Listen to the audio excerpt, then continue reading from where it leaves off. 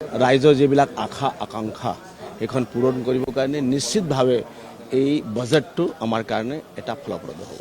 ৰাজভাষা হিন্দী এটা ভাল খবৰ। আগতে তিনিটা ভাষা আছিল, ইংৰাজী, অসমীয়া, বড়ো আছিল।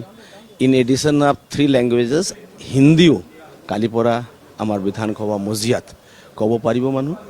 আমি সেইটো স্বাগতম জনালোঁ। এইটো ভাল পদক্ষেপ, কিয়কি ৰাজভাষা আমাৰ হিন্দী আছে।